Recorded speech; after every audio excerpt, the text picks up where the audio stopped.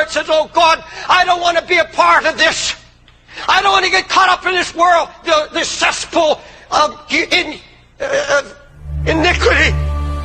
I don't want my eyes polluted. I don't want to be a part of this.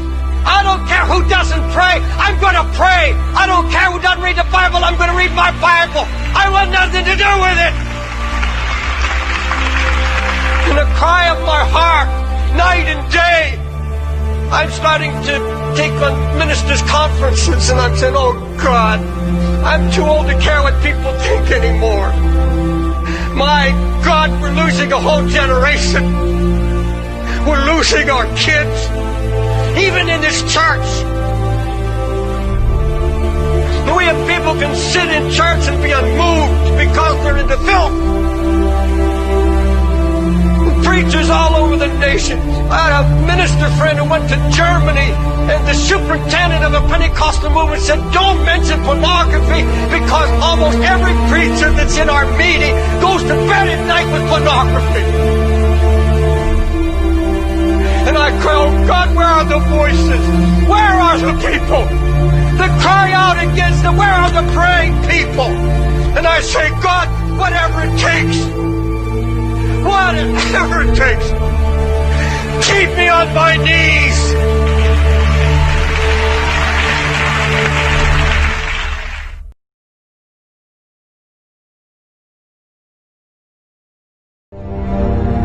The Church of Jesus Christ is largely sleeping, like a great bedroom, and you have all the Christians in bed, and they're saying, please don't wake me up. I want to sleep on. And of course, when God starts to operate a revival, people cannot sleep. You can't sleep in church. But the Spirit of God awakes the people. Look at the first verse of this 52nd chapter. Awake! Awake! Put on strength! Wake it up, you sleeping Christians! Awake, all that sleepeth! Arise from the dead! Christ will give you life!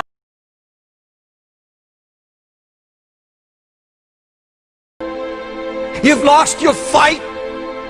You see, when you read the book of Joshua, it's almost a book of failure because they lost their heart. They lost the fight. You see, when spiritual blindness comes, very few recognize it. It's the last recognized thing that happens to a child of God. If I, as a pastor, knew you personally, and I was watching your life, and as one of the pastors of this church, I come to you and say, I love you, but I have to tell you the truth. You're changing. You know what you were. Something of the world has got in your heart. I don't know if it's television. I don't know what it is that has your heart, but I see changes in you. I don't see the brokenness. I don't see the compassion you had once for your family. I don't see concern for your unsaved loved ones. You're changing. Little by little, something's happening to you. Would it bring you to your knees when the ruin that you are not even aware of is suddenly brought before your eyes? Did you just let that go in one ear out the other?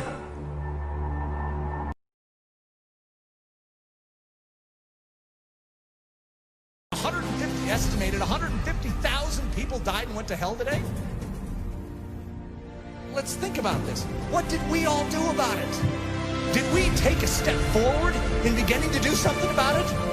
Or are we just stemming the tide from our life falling apart even more than it is?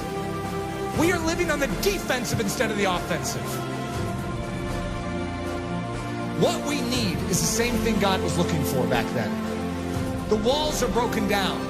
The city is in disrepair. Israel is without a defender. Where's the intercessor?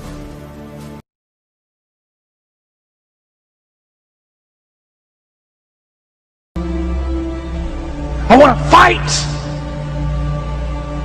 I don't want comfort. I don't want ease in Zion, because the kingdom of God is built Not by those who rest easily in Zion, but by those who go out into the streets and fight. And the weapons of our warfare are not carnal. They are mighty. Intercessory prayer, the proclamation of the gospel, and sacrificial love. Men, rise up, O men of God. Do what you were called to do.